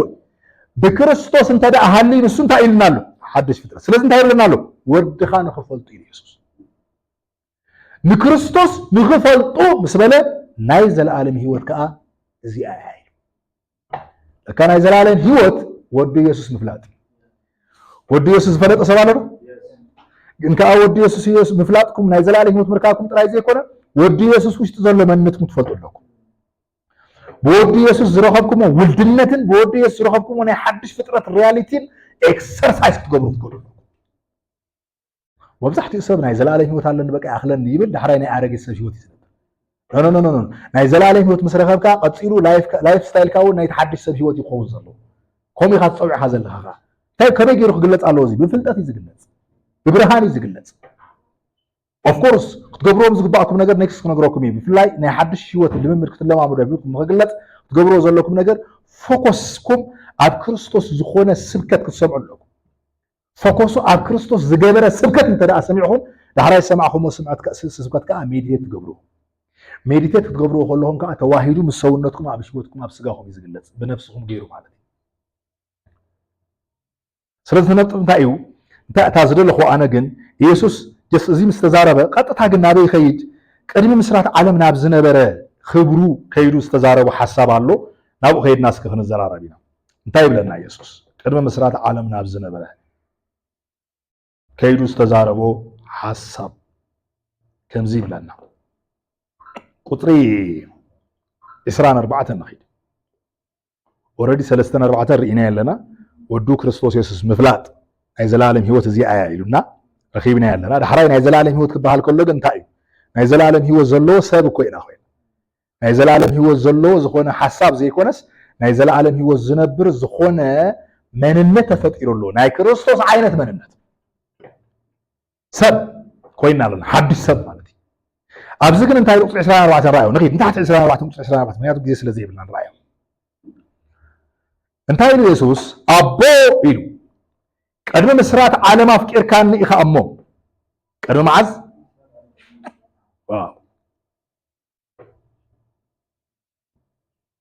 ፕሬዝ ጋድ ኣቦ ቅድሚ ምስራት ዓለም ኣፍቂርካኒ ኢኻ እሞ እዞም ዝሃብካኒ ነቲ ዝሃብካኒ ክብረይ ምእንቲ ኽብሩ እዞም ኣይናይ ቅድሚ ምስራት ዓለም ኣፍቂርካኒ ኣለኻ ኢሉ ክብር ንኢየሱስ ይኹን ታሕራይ እንታይ ኢሉ እዚኦም ዝሃብካኒ ከዓ ኢሉ ኣነ ዝሃብካኒ ክብሪ ኣሎ እቲ ዝሃብካኒ ክብሪ ክሪኡ ብኢየሱስ ምርኣይ ይኹን ሃሌሉያ እንታይ ክብሉ ክሪኡ እኮ ክበርሃሎም እኮ ክግለፀሎም ማለት እኮ ክሪኡ እሺ ድሕሪ እንታይ ኢሉ ራእይዎ ቀፂሉ ዘሎ ሓሳብ እንታይ ኢሉና ክሪኡ ኣብቲ ኣነ ዘለኽዎ ንሳቶም ኣብኡ መሳይ ክህልው ደል ኣለኹ ኣብቲ ኣነ ዘለኽዎ ኣበይ ኢኻ ዘለኻ ኣበይ ኢኻ ነርካ ቅድሚ ምስራት ዓለም ቅድሚ ምስራት ዓለም ናብ ዝነበረ ክብሪ ከም ዝኣተው ክሪኡ ብኢየሱስ ምርኣይ ይኹን ሃሌሉያ ምርኣይ ክርስትና ምርኣይ ባይዘው ብቀረበ ለሽ ኣነ ትማሊ ምስ ገኒ ንዘራርብ ነርና ምስ ሰበይተይ ብዛዕባ ዝኾነ ሰብ ንዕልል ነርና ነጊርያ ኣነ ኢልያ ክርስትና ብርሃን ተዘይበሪህሉ ሓደ ሰብ ምን ክንገብሮ ይኽእል ኣለኹም ሰብ እንታይ ተዘይበሪህልካ ክርስትና ረቨሌሽን ብራዘር ተበሪህልካ ድሕሪት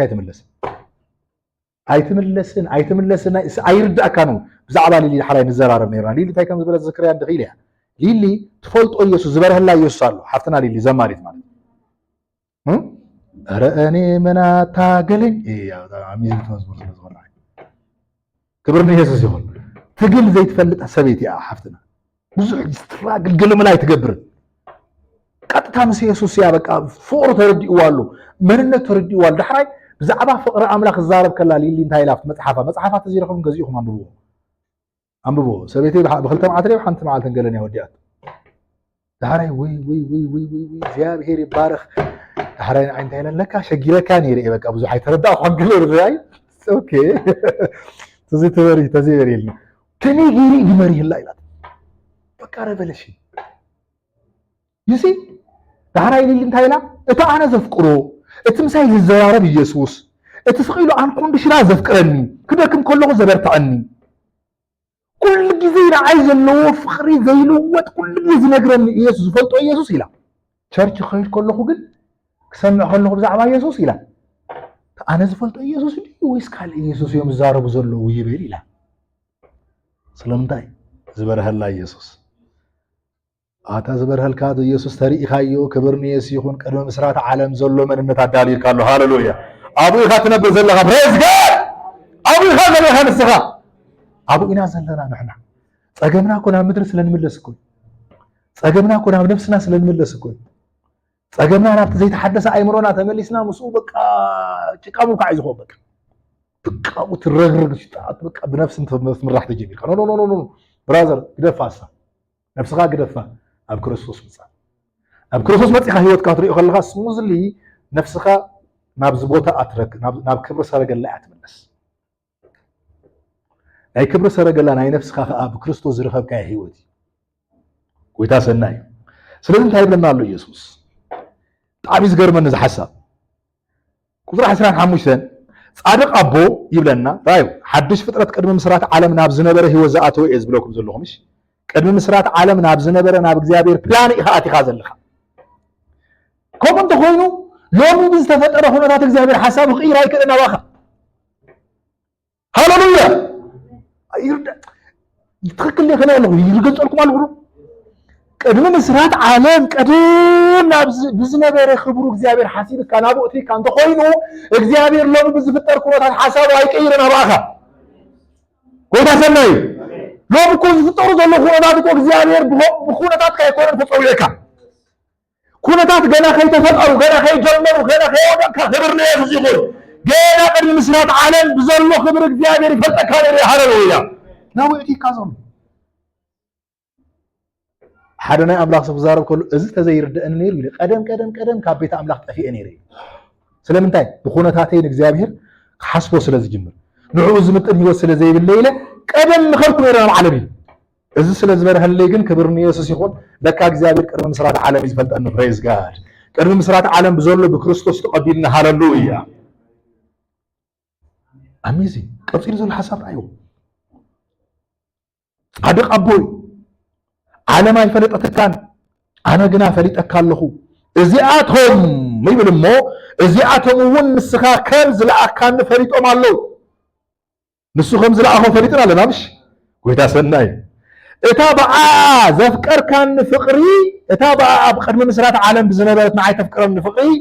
ኣባታቶም ምእንቲ ክትከውን ኣበይ ክትከውን እስኪ ኣባይ ኮይና ኣበር እስኪ ኣባታቶም ምእንቲ ክትከውን ኣባታቶም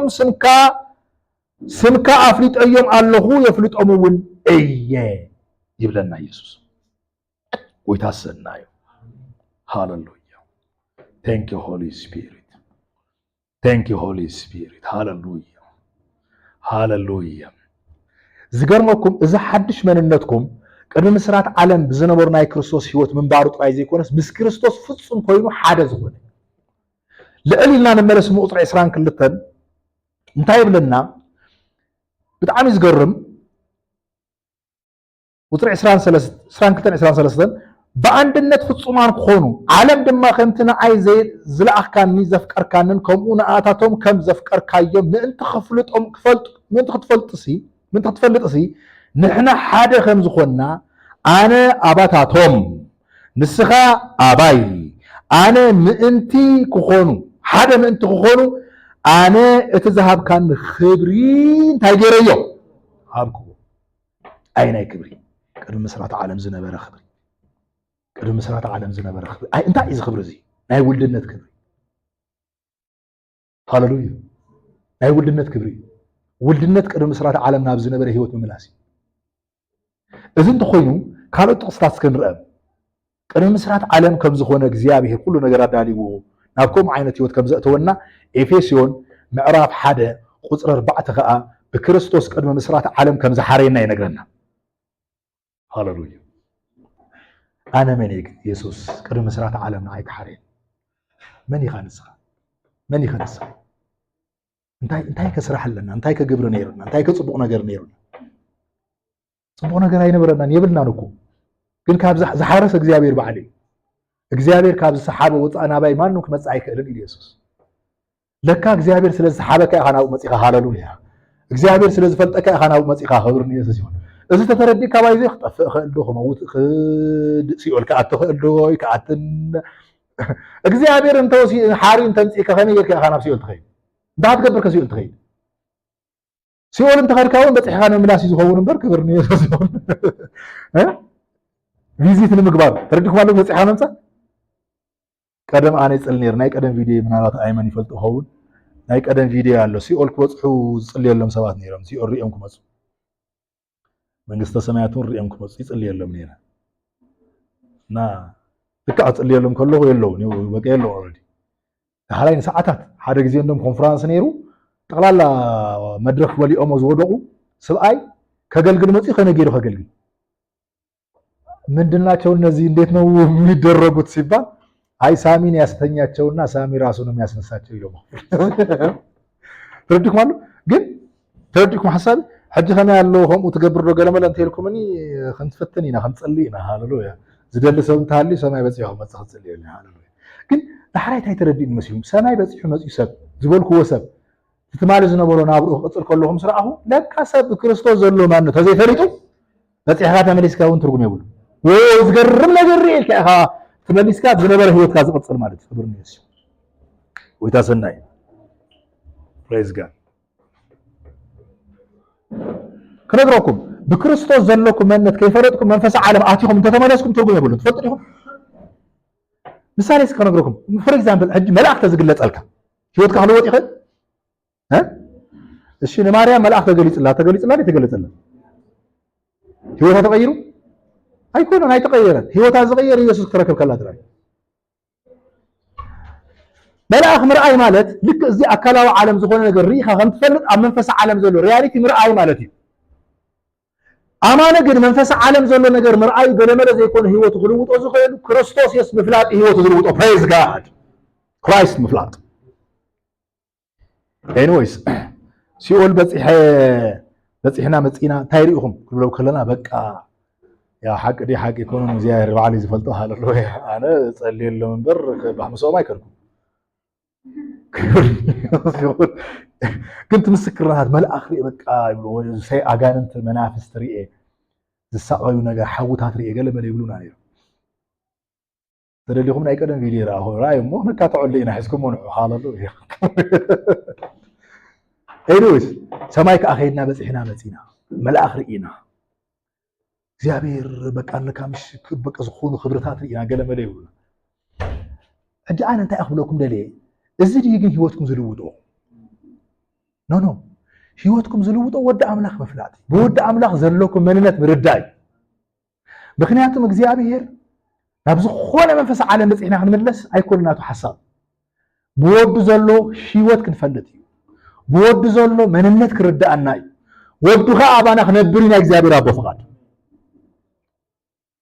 ዳስዋይ መልአክ ካብ ዝራእየን ላዕልኽ ትነብር ትኽእል ኢኻ ኢየሱስ ተበሪልካ መንፈስ ዓለም ተራእይንዶ ገለመለታት ሪኤዶ ገበል ሪኤዶ ገለመለ ሪኤዶ ኢሉ ካብ ዝምለስ ሰብ ዝለዓለ ህይወት ክትመርሕ ትኽእል ኢኻ ስኻ ወዱ ተተረዲእካ ክብርኒ ኢየሱስ ይኹን ብጣዕሚ ምጽላይ ብጣዕሚ ጾም ጸሎት ኣብዚሕካ ዝኾነ ዓለም ኣቲኻ ንምምላስ ካብ ዝገብርዎ ሰባት ንላዕሊ ሲምፕሊ ዓይነይ ክፈት ኢልካ ጸሊኻ ብክርስቶስ ዘለካ መንነት ተረዲእካ ኤክሰርሳይዝ ትገብሮ ህይወት እንተደኣ ተለማሚድካ ካብኦም ንላዕሊ ዝኾነ ህይወት ኢኻ ትነብር كبرني يسوع قليل مش هيكبدكم بقى شي منفس عالم تكرت دولي سبات تصليون احنا هون كنصلينا هاللويا ግን ብዙሓና አያደንቀን ሕጅ መንፈሳዊ ዓለም ነገር መርአይ ከለበ አና ሕጅ መላእክት ተገሊጹ መን ይኻ ሁሌ ገብርኤል እንተልኒ እንታይ አኸደሊ ይኻ ይኹ በኢየሱስ ታዩ ገለመለ አይብልና ተተገሊጹ እንታይ ዓላማ እንታይ አኸደሊ ይኻ ትብሎ ይኻ ተዘራርቦ ምናልባት መልአክ ገብርኤል መጽዩ መሲሉ ሰይጣን ተወይሉ ከይኮውን ከ በኢየሱስ ስም ትብላለህ መጀመሪያ ቼክን መግባር ማለት ጂሰስ ነህ ትልከው ሰው ተይሉ አነ እጆሃን በእግዚአብሔር ፊት መቆም ገብርኤል ነኝ ተይሉ ይበል ተዛረብ ይኻቱ እሺ ዘደንቀና ነገር ኢየሱስ ይኸው ዘሎ ምክንያቱም ጽድቅና ኢየሱስ እዩ ሰላምና ኢየሱስ እዩ መልአክ አይኮነ ሰላምካ ረፍትካ ኢየሱስ እዩ መንነትካ ተለወጠ በኢየሱስ እዩ ኢየሱስ ዛሰይ ጳውሎስ ዛረብ ከሎ ናይ መላእክት ዘርአ ሓዘን እዩ ናይ አብርሃም ዘርአ እንበር እዩ ታይ ማለት እዩ ናይ አብርሃም ዘርአ መሓዝኻ ቢሳቅ ዝቁፀረሉ ዘርአ ማለት እዩ ንሕና ኸኣ ክብርኒ ይኹን ናይ አብርሃም ዘርአ ንክንከውን ማለትም ሓድሽ ፍጥረት ንከውን بملأخت عالم انت خوين ناي ملأخت قدات قول انت تخوين ملأخ جست سنفنا يخصي الله بزا عندهم انا انتهي مسيلكم بእግዚአብሔር ملأخ ገጽልኩም ገለ መል አይደለም እንታይ مسيلكم ሰብ ድኹም ስለዝኾነ ረዳእ ሓጋዝ ስለዝደሊ ቶሎ ክሰግድ ክጅምር ክኽእል ክትሰግድ ትኽእል ኢኻ ملأخ طريقها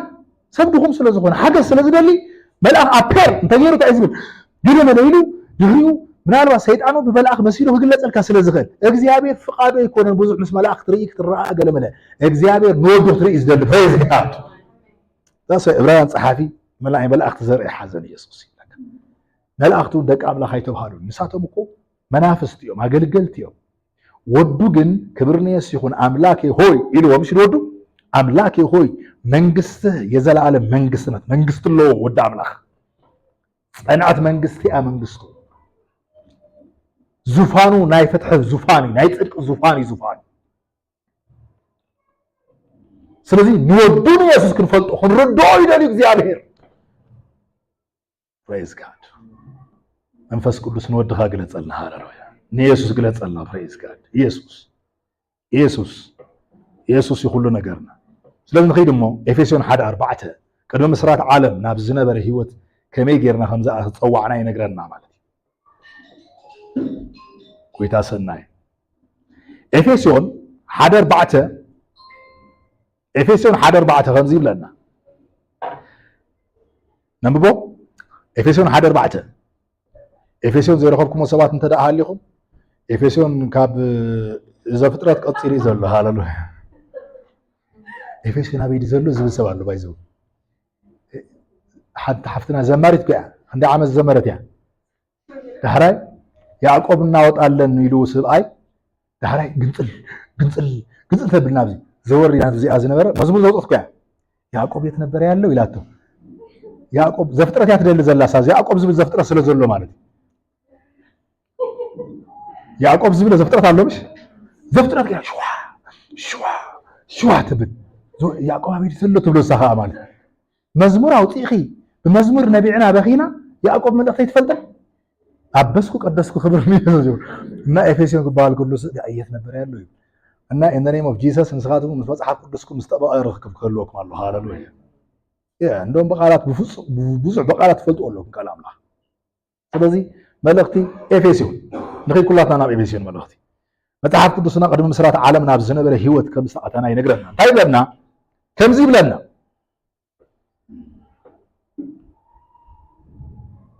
كم زي لنا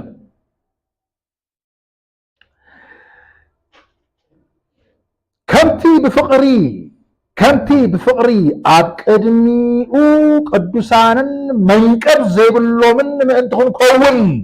انتاين اسكم سايبلو قدوسون برسكي منقب زيبلون بانتخون كون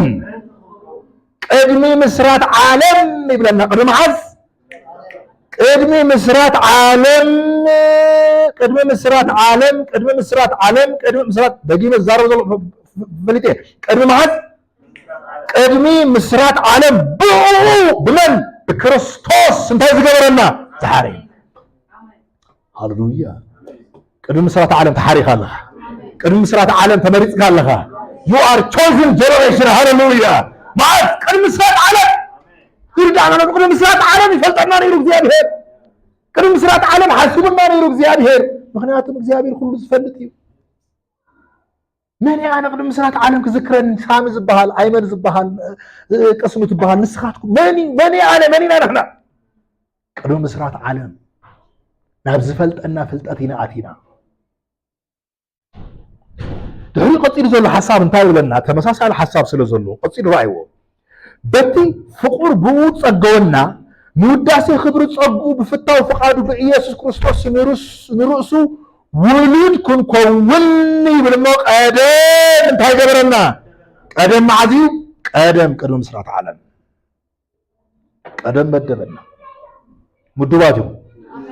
مدوباتنا هذا تمديبنا اينا نحن برازرس كم خبال كله زم سيول زخودو فتمديبهم ديو ايكون نساتهم نولدنت كبر تمديبهم نيروم يوم جن أي آمنوا نايفنا هيدا لي يقول يسوع كبرني يسوع يقول إحنا قلنا مرسي بنا دارين تايبنا ቁጥሪ 7 ብው ይብልሞ ብደሙ ምድሓን ማለት ብደሙ እንታይ ረኺብና ኣለና ምድሓን ብመን ኢና ረኺብና ኣለና ብደሙ ኢና ሓድሽ ፍጥረት ኮይና ዘለና ሓድሽ ፍጥረት ንኽትከውን ናይ ኣምላኽ ደም ተኸፊልልካ ኦኬ ናይ ኣምላኽ ደም ክኽፈልልካ ከሎ ከዓ ናብ ኣምላኽ ህይወት ንኽትኣቱ እቲ ናይ ህይወት ስታንዳርድ ኢኻ ንባዕሉ ናይ ክርስቶስ ስታንዳርድ ይበሃል ናይ ህይወት ኳሊቲኹም ናይ ኢየሱስ ኳሊቲ ይበሃል ክብር ንኢየሱስ ይሁን ኣሎ ኣብዛ ዓዲ እንታይ ይበሃል ኣብ ኣዲስ ኣበባ የህይወት ስታንዳርድ ዝበሃል ዝብልዎ ነገር ኣሎ ሌብል ናይ ህይወት ሌብል ናይ ህይወት ስታንዳርድ ሕጂ ቦሌ ከባቢ ገለመለ እንተኸይድካ ኣብኡ ከባቢ ዝብላዕ ሰተ ኣብዚ ብ150 ቅርሺ ትኸፍሎ ኣብኡ ምናልባት ሸቐርሺ ከኽፍሉካ ይኽእሉ እዮም ናብኡ ከባቢ ትረኽቦም ሰባት ንባዕሎም ስታንዳርዶም ከፍ ዝበለ እዩ ዝዓለ مش دو ولا زربهم كويس لعنه اي حق يذكر مالتي يا يردوكم اليه نابز وص እንዳው ልካ ትሄድ ከለኻ ናብዝ ከባቢ ናብዚ ከይተባእሱ እንዳርስ ምሰባት በር ናብዝ ገለታ ተካው ውጽ ክትብሉ ከለሁም ካብ ጫፍ አዲስ አበባ ገለ ወጽ ከለሁም ከ ታሽሙኻ ኮንፊውዝ ይገብረካ ዘረብኦም ኮሙኒኬሽኖም ገለ መለታቶም ሰው ዘሎ አፕሮች ገለ መለማት እጂ ናብ ቦሌ ከባቢ እንተኸይድካ ስታንዳርድ ዝበሃል ነገር ኣሎ ወላ ሰባት ክቋጽሩ ከለዉ ስታንዳርዱ ንዓና ዝምጥን ኢሎም ለምሳሌ በዓል ስልጣናት ክኾኑ ይኽእሉ ፊልም አክተራት ክኾኑ ይኽእሉ ሃፋትም ክኾኑ ይኽእሉ ስታንዳርድ ኣለዎም እሺ ኣይኮነ እንዴ ኣነ ሕጂ ብዛዕባ ቦሌኩም ክነግረኩም ደልየ ዘለኹ ናትካ ናይ ህይወት ስታንዳርድ ግን ኢየሱስ እዩ ሃሌሉያ ብናይ ኢየሱስ ስታንዳርድ ይዘራርበካ ኢየሱስ ነው አሉ ፕሬዝ ጋድ በአዳም ስታንዳርድ ኣይኮነን ዘዘራርበካ በአዳም ስታንዳርድ ኣይኮንኩም ትፍለጡ ንስኻትኩም እሺ በቃ በቦሌ ተዘተረዲኩም ከአ በቤተ መንግስት ተረዳውኩም ሃሌሉያ ለምሳሌ ደቀ ነገስታት ከነ ያለው ደቀ ነገስታት ዝውዕልዎ ዝዛረብዎ አላካ ዝበልዕዎ ምግቢ ፍሉይ ፍሉይ ኣይኮነ ምስተራ ዝኾነ ማሕበረሰብ ሓደ ዓይነት ነገር ነው ዝበልዑ ኣይኮነን ምሽ ደቀ ነገስታት ፍሉይ ዝኾነ ነገር ነው ዝበልዑ ደረጁ ዝሓለወ ዝበልዑ ኣመጋግቦም ዳሰይ ሓደ ወዲ ንጉስ ሓደ ግዜ ጠፊኡ ኢሎሞ ምስ ጠፍአ ጠፊኡ ተደሊ ብቁልዕነት ጠፊኡ በቃ ጠፊኡ ተሪፉ ተባሂሉ አቡኡ ተስፋ ቆሪጡ ዳሕራይ ግን ተረኺቡ ተባሂሉ እንተረኸቦ ኣበይ ረኽቦ ኣብ በረንዳ ይረኽቦ በረንዳት ግዳም ሓደር ማለት ትርጅ ማለት ዳሕራይ ካብ ቁልዕነቱ ጠፊኡ ጦርነት ብገለ መለ ስለ ዝጠፍአ ምስቶም ግዳም ሓደር እዩ ዝነብር ነይሩ ዳሕራይ እሱ ነፍሱ ከበይ ዝቆጥራ ስለ ዘይፈልጥ ወዲ ንጉስ ምዃኑ ቆልዓ ከሎ ምስቶም ተራኺቡ ንሳቶም ዝበልዕዎ ዝበልዕ ንሳቶም ዝድቅስዎ መደቀሲ ዝድቅስ ኣብ ካርቶን ተደቂሶም ምስቶም ኣብ ካርቶን ይድቅስ ግን መንነቱ ወዲ ንጉስ እዩ ኣብ ዘይቦትኡ ተረኺቡ እና መብዛሕትኡ ክርስቲያን በቃ ኣብ ዘይቦትኡ ተረኺቡ ኣብ ዘይኮነ ነገር ይዝነብር ግን ሓደ ዘንቆሖ ሰብ ወይ ከዓ ዝነግሮ ሰብ ግን የለ ኣሎ ሃሌሉያ ወዲ መን ምዃኑ ማለት እዩ ዳሕራይ ከይድ ዝወዲ ንጉስ ከይዶም ደልዮም ምስ ረኸብዎ ይረኽብዎ እሞ መን ምዃንካ ትፈልጥ ዶ ኢሎሞ ካብ ቤተ መንግስት ተልኣኹ ሰባት ኣይፈልጥን ኢልዎ ኣይፈልጥን ኦኬ እከለ ዝበሃል ንጉስ ከትፈልጥ ዶ ኢሎሞ እሱ ደኣ ንጉስና እንዲ ይፈልጦ እየ ኢልዎ መብዛሕትኡ ሰብ ኣምላኽ እግዚኣብሔር ትፈልጦ ዶ ወይ ፈልጦ እየ ኢየሱስ ትፈልጦ ዶ ተሰቒለይ እንድዩ ይብለካ ጻድቕ ምዃንካ ትፈልጥ ኢልከ ኣረ ኣነ ጻድቕ ኣይኮንኩን ኣነ ሓጢኣተኛ እየ ክብር እዩ ሓድሽ ፍጥረት ምዃንካ ትፈልጥ ዶ ሓድሽ ፍጥረት እንታይ ሓድሽ ፍጥረት ይብል እንዲ ቃል ኣምላኽ ግን ሓድሽ ኣነ ሰብ እየ ገዳም ሓደር ማለት እዩ ጴንጤ ኮይኑ ገዳም ሓደር ይበሃል ኣብ ዘይቦትኡ ዝነብር ክብር ኢየሱስ ይኹን ጉተሰናይ ግን ዘርኡ ወዲ ኣምላኽ እዩ ዘርኡ ወዲ ንጉስ እዩ ዳሕራይ በል ኢሎሞ ስማዕ ኢሎሞ ንስኻ ብቁልዕነትካ ኢኻ ጠፊእኻ ኢሎሞ ብቁልዕነትካ ኣብ ከምዚ ዓይነት ናይ ጦርነት ግዜ ጠፊእኻ ኣብዚ ኢኻ ተረኺብካ ኣብዚ ዓቢኻ መዞም ገዳም ሓደር ስለዚ ንስኻ ወዲ ንጉስ ኢኻ ኢሎሞ ዳሕራይ ወዲ ንጉስ ኢኻ ምስ በልዎ ምንም እኮ ይተቐየር ኣውቶማቲካሊ ሓሳቡ ተቐይሩ ማለት መንነቱ ይኮነ ተቐይሩ መንነቱ ወዲ ንጉስ ኮይኑ እዩ ዘርኡ ኣተሓስቡ ግን ተቐይሩ እንታይ ዝሓስብ እዩ ቀዲሙ ኣነ በረንዳ ሓዳሪ ኣነ ጃም ክፍር ዝበልዕ ኣነ ለማኒ ኣነ ቅርሺ ዝሓትት ኣነ ምስ ክላባት ዝድቅስ ኢሉ ዝሓስብ ዝነበረ ኣውቶማቲካሊ ሓሳቡ ተቐይሩ ወዲ ንጉስ ምዃኑ ክሓስብ ከሎ ክብር ንኢየሱስ ይኹን ድሕሪኡ እንታይ ክገብር ዘለኒ ኢልዎም ኣቐዲምና ቅድሚ ናብ ቤተ መንግስቲ ምእታውካ ናይ ቤተ መንግስቲ ኣነባብራ ክነምረካ ኢና ኢሎም ምክንያቱም ኣቲኻ ከይተበላሹ ማለት እዩ ክብር ንኢየሱስ ብማንካ ዝብላዕ ብኢድካ ከይትሕዞ ማለት እዩ ወይታ ሰናይ እዚ ማለት ናይ ኣእምሮ ምሕዳስ ተለወጡ እምበር ነዚ ዓለም እንታይ ትበልዋ እዚ ዓለም እዚኣ ናይ ገዳም ሓደራት ዓለም ስለ ዝኾነት ንዓይ ትምሰሉ ንስኻትኩም ብክርስቶስ ኢየሱስ ዝተሓደኩም ናይ ክርስቶስ ኢየሱስ ደም ዝተገዛእኹም ደቂ ኣምላኽ ኢኹም ፕሬዝ ጋድ ብደሙ ውሉድኩም ከውን ዝብለና ዘሎ ዛስፋ ዳሕራይ ዝወዲ ንጉስ ዝበልኩኹም እንታይ ክገብሩ ጀሚሩ ከሰልጥንዎ ጀሚሮም ኦኬ እንታይ ክገብሩ ጀሚሮም ከሰልጥንዎ ናይ ቤተ መንግስት አነባብራ ናይ ቤተ ናይ ንጉስ አካይዳ ናይ ወዲ ንጉስ አካይዳ ዳሕራይ ክሳዱ ደፊኡ ደኒኑ ዝልምን ዝነበረ ሰብ ክሳዱ ቅኒዑ ኸይድ ጀሚሩ ወዲ ንጉስ ከመይ ዝኸይድ ኢሉ ከሰልጥኖ ጀሚሩ ከመይ ሰላም ዝበሃል ሰላም ክበሃሉ ከሎ ወዲ ንጉስ ምስ ካልኦት ሰባት ሰላም ክበሃል ከሎ ክዛረብ ከሎ ወዲ ንጉስ ከመይ ይዛረብ ወዲ ንጉስ ከመይ ይዛረብ አነ ምስኪን አነ ባሪያ ናብለ ይዛረብ አነ ወዲ መን ሽሙ ንጉስ ናብለ ይዛረብ እስኪ አነ ወዲ አምላክ ይበል እስኪ ክትዛረብ ከለካ ብትብዓት አነ ወዲ አምላክ ጻድቅ ቅዱስ ክትብል ኣለካ من يخاف بارك لا أنا إلنا نمسو حسابات برازر ما تلاقي زي يكون نجاريس. سلزي أبلا العاري أمه ستاتي عاري أمه everything ستدعونا بيت من قصتي. كدانو تغير خبرني أساس يقول كداننا بخرصوص تغير praise God. منتنا بخرصوص تغير هاللويا. حتى حسابنا يا أخي كير زلنا نحن. حسابنا أتينا زلنا بيت من قصت أتينا زلنا نيجزابير من قصتي كذا جرنا خنبر كم زقبعنا خنفرد كنكلنا. ኤክሰርሳይዝ ክንገብሮ ክንከላለን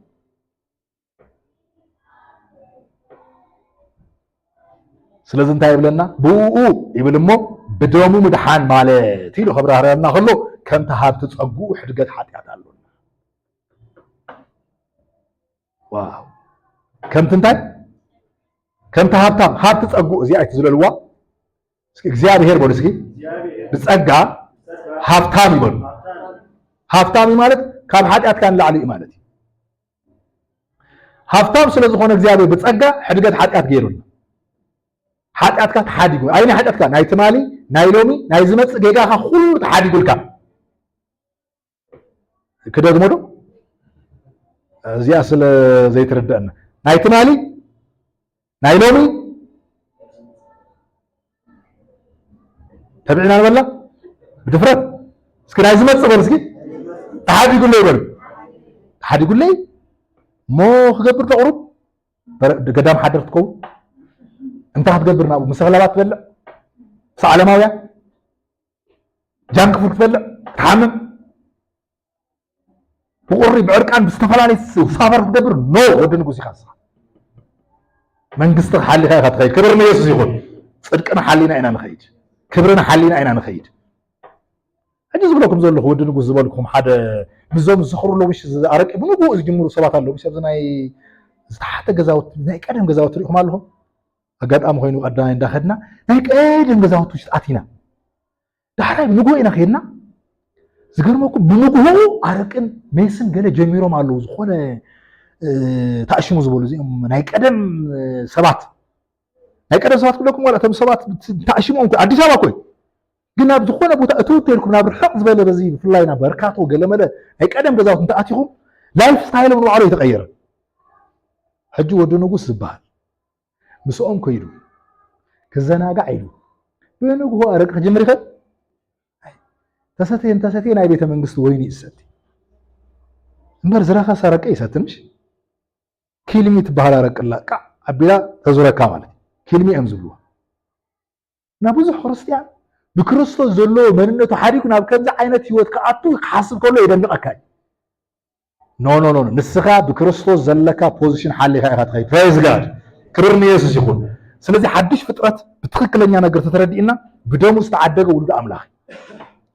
بدوم استعدق انتي ولد املاح بصغو هافت خا حاتيات حدገት ዝረኸበ ንቀጽል ድሕሪ እንታይ ኢሉ ብታ ምንዳ ብትብል እንዲያ ቅድሚ ምስራት ዓለም ተመዲብና እንዲያ ተሐሳበይ ቁጥር 8 9 እንታይ ኢልና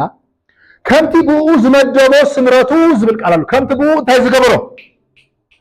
ከምኡ እንታይ ዝገበሮ ዝመደቦ ስምረቱ ነቲ ሚስጥር ፍቃዱ እናፈለጥና ነቲ ሚስጥር ፍቃዱ እንታይ እንዳገበርና እስከ ሚስጥር ፍቃዱ በሉ እስኪ እንዳፈለጥኩ ኸይድ ይበሉ እንዳፈለጥና ሚስጥር ፍቃዱ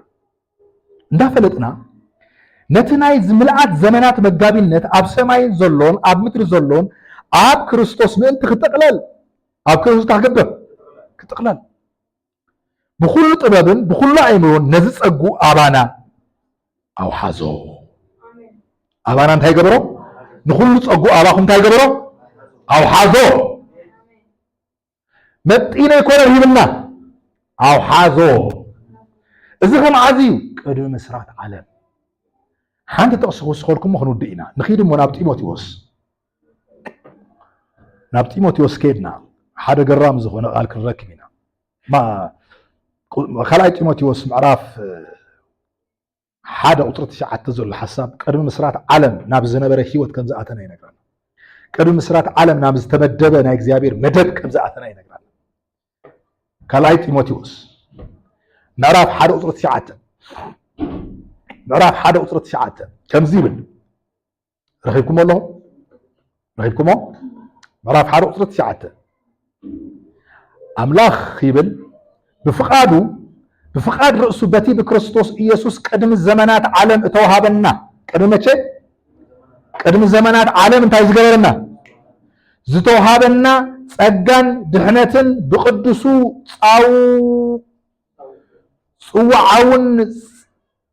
صوعنا انبر بجبرنا عامل زغر بجبري انت تباهيلو بايزوي دحر ودقت زلو هيوت بጸጋ انت خوينو قدم مسرات عالم زغونه يكون سبك كخلو جبرها سرعك عيوها مننك غليل كنغرك تجميرو قدم دحر ودقت زلو ነገር ይነግረካ ዘሎ እንደ ናይ እግዚአብሔር ናይ ልብ ሐሳብ አይኮን ዝነግረካ ዘሎ صالح حقي ናይ እግዚአብሔር ናይ ዘላለም ፕላን ሐሳቡ አይነበረን حقي بمنጎኛ زአተወ ካብ ኃጢአት ወይ ከአኻብ ውድቀት ዝተልዓለ እግዚአብሔር ንግዚኡ ክርስቶስ ክሳብ ዝመጽእ ኸብጽሖም ኢሉ መጽሕ ዝኾነ መውግዚት ገይሩ ይሂብዎ ናይ ዘላለም ቅድሚ ምስራት ዓለም ዝነበረ ፕላን ናይ ሙሴ حقي ይኮነ ናይ እግዚአብሔር ቅድሚ ምስራት ዓለም ዝነበረ ፕላን ብክርስቶስ ዘሎ ስራሕ እዩ ሃሌሉያ ስለዚህ ቅድሚ ምስራት ዓለም ዝተፈለጠ እሺ ካላይ ጥቅስ ክስኸልኩም ኦሬዲ ክሊር ክሆነልኩም ስለዝደሊ ኮንፊውዝ ከይኩም ከይትኸዱ ናብ ጴጥሮስ ንኸይድ ሞ ሓውና ጴጥሮስ ከዓ ዝብለና ነገር ንስማዕ ቅድሚ ምስራት ዓለም ናብ ዝነበረ ህይወት ከመይ ከም ዝኣተና ናብኡ ከመይ ጌርና ናብዚ ደረጃ ናብዚ ኳሊቲ እዚ ከመይ ጌርና ከም ዝኣተና ይነግረና ጳውሎስ ማን ነው ጴጥሮስ ታይብለና ቀዳማይ ጴጥሮስ ምዕራፍ 1 ቁጥሪ 18 ጀሚሩ እስካብ 24 ዘሎ እስካብ 23 ዘሎ ሓሳብ ክነግረኩም እየ ከምዚ ይብለና ካብ 18 ጀሚሩ እንታይ ይብል ካብቲ ካብ ኣቦታትኩም እተቀበልኩምዎ ከምቱ ንብረትኩም ከም ብደም እቲ ኣበርን ርክሰትን ዘይብሉ ገንሸል بخبر دم كريستوس انبر بخبر بدم كريستوس انبر هاليلويا دم كريستوس انت يقول كبر precious بخبر دم كريستوس انبر بتقفع نجر برورون وين ورقن كم زيد حانكم تفلطيهم بتقفع برورون ورقن انت كم زي جبركم كم زيد حانكم انت تجبرهم تفلطوا ده هو كتفلطوا كلهم كده زفتاتكم كعبلو نابي قرب مسرات عالم تدالي زنبره خمس كونه تفلطوا لكم وطرع اسراس كن رايا زيات نطبي وطرع اسران رايا نسو يبلمو قدم مسرات عالم تمدبه ما استمدبه اي سمعهم من نسو يبل ما استمدبه كليري مش ما عايز تمدي بز ጉዳይ እዚ قدم مسرات عالم ናብ ዝነበረ خبرينا አቲና قدم مسرات عالم ናብ ዝነበረ ናይ እግዚአብሔር ህይወትና አቲና حدش ፍጥረት ማለት ናብ ኤደን ገነት ምላስ አይኮነን حدش ፍጥረት ማለት ወይ ከዓ ሕግ ንክሕሉ ዝጸጸደቀ ሕግ ሓላው ይኮነን ኮይና ብዙሓት ክርስቲያናት ክሰብኩ ከለው ይሰምዑ ማለት እንታይ ይብሉ ጸጋ ዝመጸሉ ምክንያት ይብሉኻ ትእዛዝ ክንፍጽም ከኽእለና ይብሉኻ ረግረፍ ብራዘር መጽሐፍ ካንብብ ጸጋ ዝመጸሉ ምክንያት ለአል ሕግ ወይ ከዓ ካብ ሕግ ወፃ ክንነብር ካብ ሕግ ወፃ ማለት ቀድሚ ሕግ ምምጽኡ ናብ ዝነበረ ህይወት ክንኣቱ ይመጽኢልና ጸጋ ኣምላኽ ገለገሊኦም ከዓ ቁርብ ከዓ ቀንስ ኣቢሎም ሞኻ እወወ 610 ንዓና ይኮነን እንዲዩ ተን 10 ግን ንዓና እየን ይብሉኻ ኣይነን ኣይተቕተል ንዓኻ እዩ ኣለኻ ብህይወት ማለት ድዩ ሕግ እኮ ንሓጢአተኛ ሰብ ተባሂሉ ቃል ተቕተል ዝብል እኮ ንቐታሊ ተባሂሉ የተቀታለ ሰብ አረጊ ሰብ እኮ ተሰቂሎም መስቀል ስለዚህ 10 ትእዛዝ አይመልከተካ 613 አይመልከተካ ንዓኻ ዝመልከተካ ክርስቶስ ጥራይ ክብር ንኢየሱስ ይሁን ክርስቶስ ይዝመልከተን ፕሬዝ ጋድ ዶንት ኮንፊውዝ ዶንት ኮንደም ባይዘራ ነፍስኻ ኮንደም አይትግበር ናብ ዘይኮነ ጥቅስ ውሽጥ ኣትዩ ናብ ክርስቶስ ክምለሱልኩም ስለዚህ እንታይ ነው መስይልኩም ራእዩ እንታይ ከም ዝብል ንሱ ቅድሚ ምስራት ዓለም ተመደበ ኣብ መወዳእታ ዘመን ግና ምእንታኻትኩም እንታይ ገበረ ተጋሃደ ምስተጋሃደ ግን እንታይ ኮይኑ ምስተጋሃደ ተወሊድኩም ይዝብለና እንታይ ኮንኩም ልክዕ ምስተጋሃደ ደቂ ኣምላኽ ኮይንኩም ይለና ካብ ዘይጠፍእ ዘርኢ ተወሊድኩም ይብለና እስኪ ትሕቲልና ንራእዮ ንስኻትኩም ምስ በለ እምነትኩም ተስፋኹምን ናብ ኣምላኽ ምእንቲ ክኸውን በቲ ካብ ሞታ ዘተንስኦ ክብሪ እውን ዝሃቦ ኣምላኽ ኣሚንኩም ኣለኹም ክብሪ እውን ዝሃቦ ኣምላኽ እንታይ ጌርኩም ኣለኹም ድሕሪኡ እንታይ ኢሉ ብህያውን ንዘለዓለምን ዝነብር ቃል ኣምላኽ ካብ ዘይጠፍእ ዘርኢ እምበር ካብ ጠፋእ ዘርኢ ኣይኮነን ከም ብሓድሽ ተወለድኩም ከም ብሓድሽ ተወሊድካሉ ዘለኻ ወላልዳ ናብ ቅድሚ ምስራት ዓለም ናብ ዝነበረ መደብ ኢኻ ኣቲኻ ይብለካ ዘሎ ጴጥሮስ ሃሌሉያ ክብር ንኢየሱስ ይሁን ኣባት እግዚኣብሔር ነመስግነካ ኣለና ናብቲ ዘለዓለማዊ ዝኾነ ወድኻ ስለ ዘእትኻና ነመስግነካ ኣለና እስኪ ሁላትና ኢድና ሓፋቢልና ነመስግነን እግዚኣብሔር ሃሌሉያ እግዚአብሔር ቅድሚ ምስራት ዓለም ናብ ዝነበሮ ዘለዓለማዊ ሓሳብ እቲና ኣሎ ፕሬዝ ጋድ እግዚአብሔር ቅድሚ ምስራት ዓለም ናብ ዝነበሮ ጎይታ ሰናይ ስለዚህ ነዚ ሓድሽ ፍጥረት ዝኾናሉ አይደንቲቲ ሁላትና ክንእውጅ ኢና ማለት እዩ እስኪ ሁላትኩም መጽሓፍ ቅዱስ ማውፁ መጽሓፍ ቅዱስ ዘይሓስኩም ከዓ ቅዱስ ሞባይልኩም አውፁ ሃሌሉያ ቅዱስ መጽሓፍኩም አውፁ ተባሂሉ ዝኾነ ቦታ ሰብኣይ ቅዱስ መጽሓፍ ዘይብሎ መናእሰይ ረኺቡ ኩሎም ሞባይል ሒዞም ኣለዉ ኣብዚ ከዓ መብዛሕትኦም መናእሰይኹም ሞባይል ሒዝኩም ኣለኹም ስለዚህ ቅዱስ ሞባይል ነውፅእ ኢና ሃሌሉያ በጃኹም መጽሓፍ ቅዱስኩም አምፅኡ መጽሓፍ ቅዱስኩም ሒዝኩም ንዑ አትሊስት መጽሓፍ ቅዱስ ክርኢ ከሎ ዝተመስከረሉ ወንጌል ይዝክር ዘይኣመነ ሰብ ንዓኻ ክርእየካ ከሎ መጽሓፍ ቅዱስ ሒዝካ ያ እዚ ናይ ኢየሱስ ሰዓቢ እዩ ዝብለካ ዳሕራይ ዝተመስከረሉ ምስክርነት ይሓስብ ማለት መንፈስ ቅዱስ ሰርሖ ብዙሕ ስራሕ ኣሎ